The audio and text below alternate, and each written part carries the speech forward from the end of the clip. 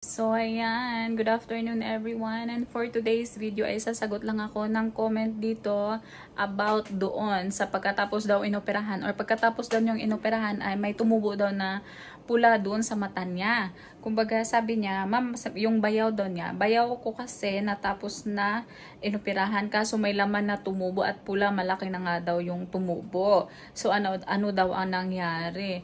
So, hindi ko alam po, ma'am, kung ano yung proseso ng pag-opera sa inyo kasi yung sa akin naman, ayan, wala naman siyang pulang tumubo. Kumbaga, normal lang yun na lalagyan nila ng contact lens at first. The first 2 weeks hanggang hindi nila tatanggalin yung tahi. Meron din namang nagpa-opera na hindi nila tinanggal yung tahi. Depende po yan sa proseso siguro. Pero yung sa akin kasi, tinatanggal nila after 2 to 3 weeks. Ganyan. Pag makita na ng doktor na pwede na siyang tanggalin, tatanggalin na siya. Pero before that, after ng operation nyo mismo, ng araw na yun, lalagyan muna nila ng contact lens yun para hindi magalaw-galaw.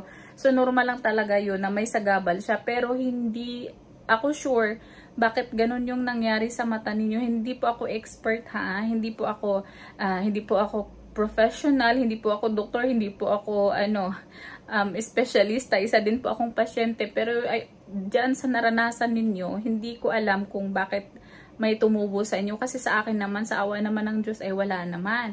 Kumbaga yung pula, yung wala naman, di ba yung dito. Pero yung ito, kailangan ko tong paoperahan kasi yan yung tumubo na naman na pterygium dito sa may right side ko. Kasi dito sa left side ko, yan yung naoperahan na dati. Kaya ito yung kailangan ko na namang ipatanggal. Pero hindi pa siya kinakailangan talagang ipatanggal ngayon kasi maliit pa. So yung sayo naman, hindi ko sure kung bakit ganun yung nangyari sa inyo.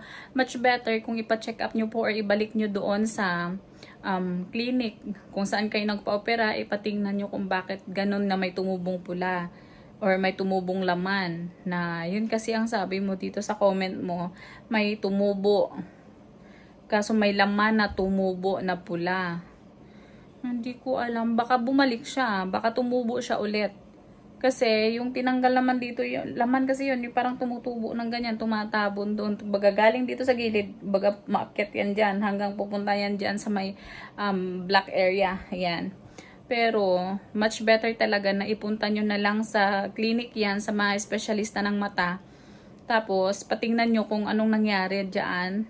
Sabihin nyo kung ano yung ginawa dati. Alam na may record naman sila sa clinic na pinaoperahan ninyo dati.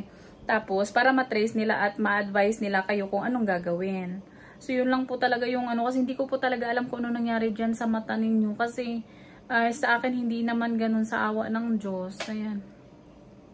Ayan, mag-ingat po tayong lahat sa mga mata natin. Lalo't ang init ngayon. Sobrang init dito sa labas. So, ayan lang po muna. Thank you, guys.